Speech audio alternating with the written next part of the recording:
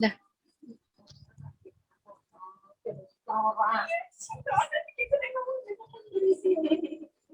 Baik.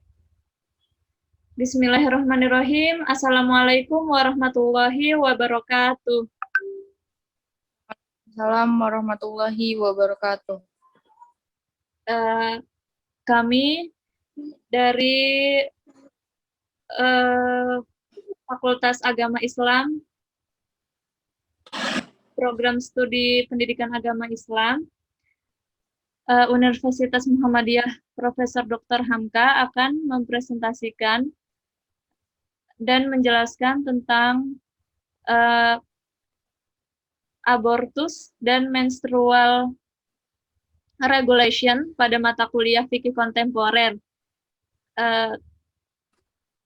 Perkenalkan anggota-anggota kami. Yang pertama, saya sendiri, Aisyah Hilmi Nabila. Yang kedua, Putri Sabita. Dan yang ketiga, Akil Muhammad Afianto. Baik.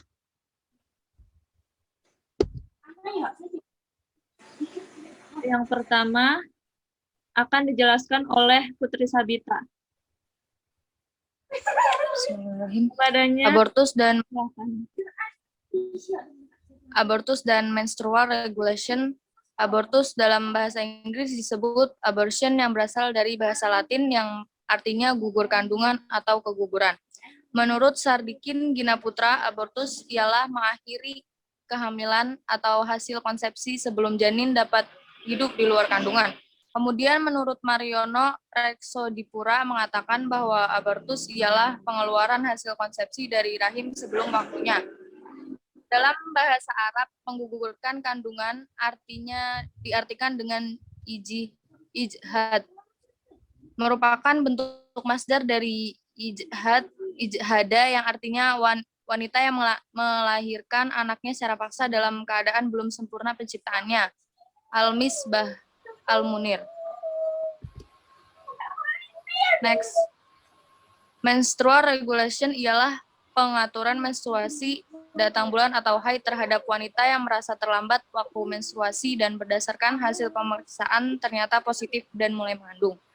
Menstrual regulation pada hakikatnya adalah abortus provocatus criminalis. Abortus provocatus criminalis yaitu abortus yang dilakukan tanpa ada penyebab dari tindakan medis atau disebabkan bukan persoalan kesehatan medis, tetapi lebih disebabkan oleh permintaan pasien dengan alasan-alasan tertentu seperti faktor ekonomi, menjaga kecantikan, kekhawatiran sanksi moral, dan lain-lain. Next. Faktor penyebab abortus dan menstrual regulation. 1. Indikasi medis, yaitu seorang dokter menggugurkan kandungan seorang ibu karena dipandang bahwa nyawa wanita yang bersangkutan tidak dapat tertolong bila kandungannya dipertahankan karena mengidap penyakit yang berbahaya, antara lain penyakit jantung, paru-paru, ginjal, dan sebagainya. 2. Indikasi sosial, yaitu dilakukan pengguguran kandungan karena didorong oleh faktor kesulitan seperti A. Karena seorang ibu telah menghidupi beberapa orang anak pada ia tergolong dalam orang miskin. B. Karena seorang wanita korban pemerkosaan seorang pria yang tidak mau bertanggung jawab. C. Karena malu dikatakan dihamili oleh pria yang bukan suaminya, dan sebagainya. Next. Jenis-jenis aborsi ada 2. Aborsi dalam perspektif medis dan aborsi dalam perspektif fikih. Aborsi dalam perspektif medis ada 2, yaitu abortus spontan dan abortus sengaja. Abortus spontaneous. Abortus spontan yaitu abortus yang terjadi secara alamiah, bukan karena perbuatan manusia. Biasanya abortus spontan diawali dengan pendarahan tanpa diketahui sebabnya, tetapi ada yang disebabkan karena terjatuh penyakit, demam yang tinggi, miset abortifnan, dan sebagainya. Fenomena tersebut dalam istilah fikih disebut al-isqat al-afu, yang berarti abortus yang dimaafkan. Yang kedua ada abortus disengaja. Abortus yang disengaja ialah abortus yang terjadi secara sengaja karena sebab-sebab tertentu. Dalam istilah fikih disebut al-isqat al-aduri, abortus jenis ini memiliki konsekuensi hukum yang hukumannya tergantung pada faktor-faktor berhubungan dengan abortus tersebut. Abortus yang disengaja terbagi menjadi dua, yaitu abortus artifikalis.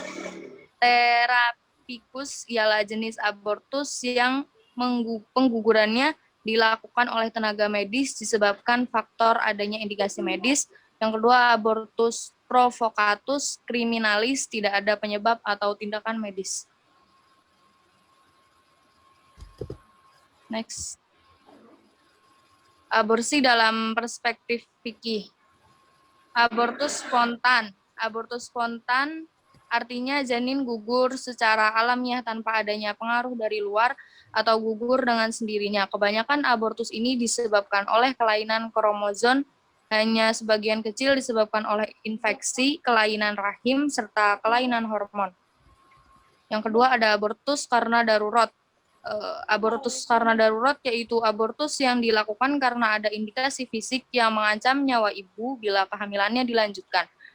Dalam hal ini yang dianggap lebih ringan resikonya adalah mengorbankan janin. Abortus model ini dibolehkan dan didukung oleh kaidah fikih, yaitu yang lebih ringan di antara dua bahaya bila dilakukan demi menghindari resiko yang lebih membahayakan. Next. Abortus karena hilaf atau tidak sengaja.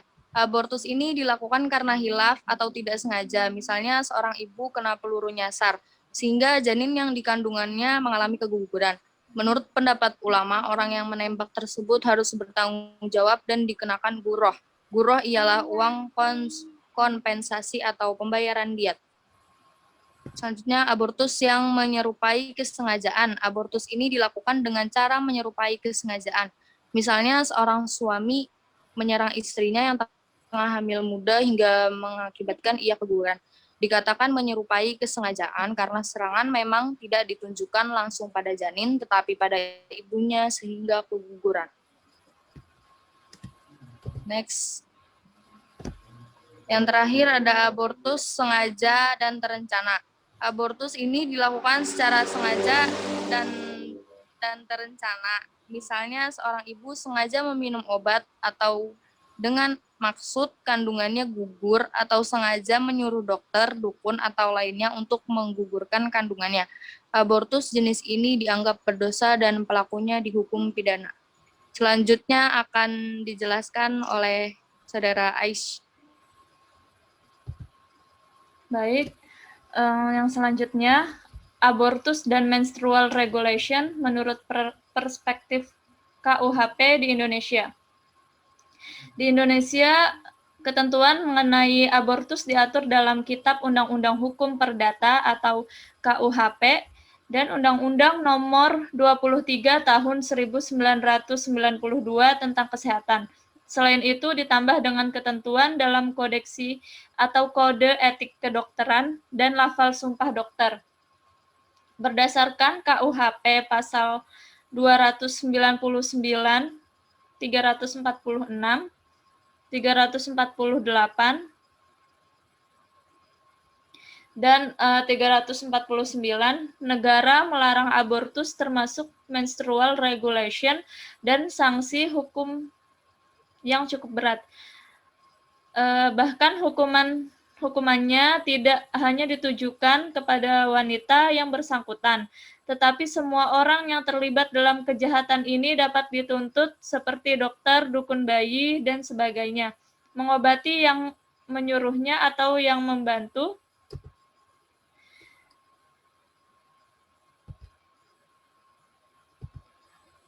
Nah, yang selanjutnya, abortus dan menstrual regulation menurut perspektif Islam.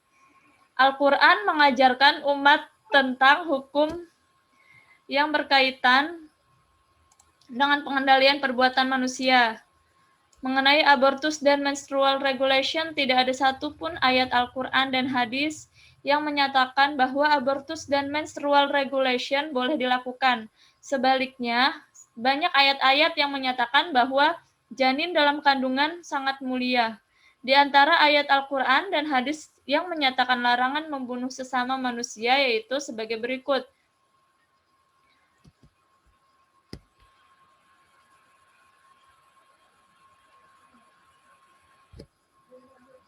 A'udzu billahi minasyaitonir rajim. Bismillahirrahmanirrahim. Wala taqtulun nafsal lati harramallahu illa bil haqq. Wa man qutila mazluman faqad ja'alna liwaliyhi sultanan fala yusrif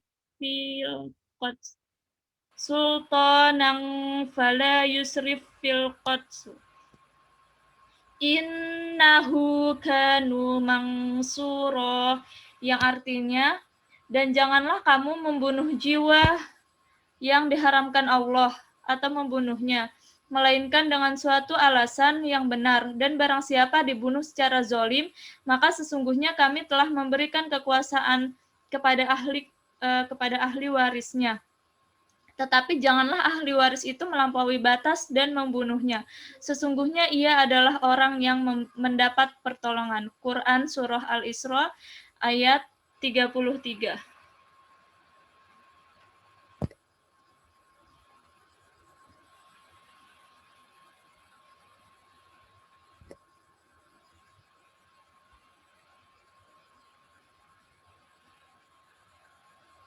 Kemudian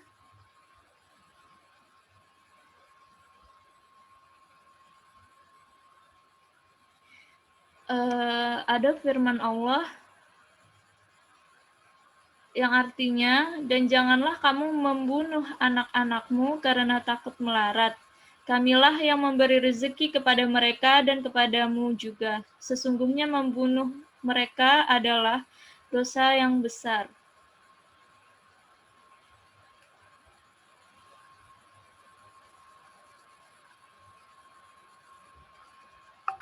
Quran Surah ke-17 ayat 31.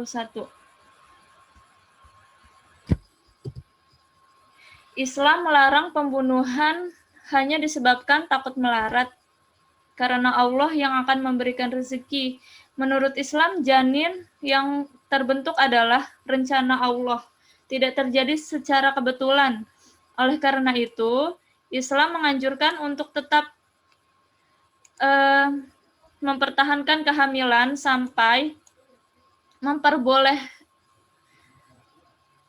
sampai melahirkan terhadap hubungan di luar nikah sekalipun. Selanjutnya, Islam membolehkan mencegah terjadinya kehamilan tetapi melarang melakukan abortus, baik bersifat menstrual regulation maupun abortus.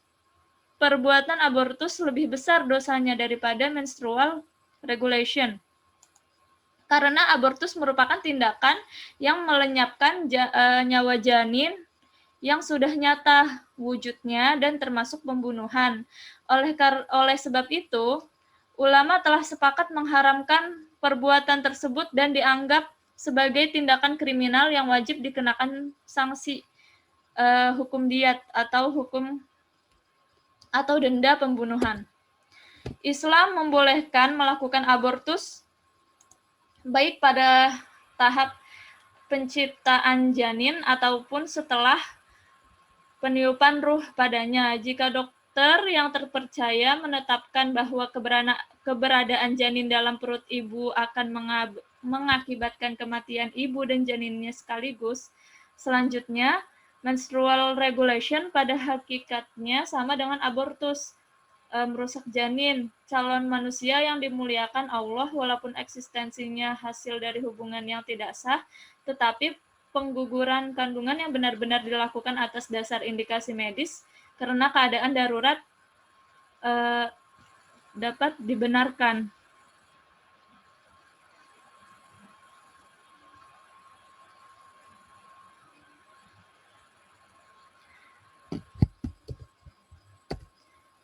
Nah, terakhir saya ingin memberi kesimpulan yaitu abortus adalah pengeluaran hasil konsepsi dari rahim sebelumnya sebelum waktunya atau sebelum masa kelahiran secara alamiah. Sedangkan menstrual regulation adalah pengaturan menstrual atau datang bulan atau haid. Yang kedua, kesimpulan yang kedua, hukum abortus dan menstrual regulation di Indonesia tidak diperbolehkan sebagaimana telah diatur dalam KUHP pasal 299, 346, 348, dan 349. Namun, jika abortus dan menstrual yang dilakukan untuk menyelamatkan nyawa seseorang, maka diperbolehkan. Hukum abortus dan menstrual regulation dalam Islam bisa haram, makruh, mubah, tergantung keadaan. Dan yang terakhir, alasan melakukan abortus dan menstrual regulation adalah penentu status hukumnya. Dengan demikian, iman kepada Allah dan hari akhirat merupakan hal yang penting dalam mengendalikan perilaku masyarakat, khususnya para wanita. Moralitas agama dan budaya perlu diintegrasikan dalam mengawali perilaku masyarakat sering dengan kemajuan iptek dan segala dampak yang ditimbulkannya. Baik, jika ada pertanyaan, bisa ditanyakan. Boleh ditanyakan. Kami tutup terlebih dahulu presentasi saat ini. Jika ada kesalahan atau kekurangan, mohon dimaafkan. Billahi fisabilil haq, fasabiqul khairat. Wassalamualaikum warahmatullahi wabarakatuh. Waalaikumsalam warahmatullahi wabarakatuh.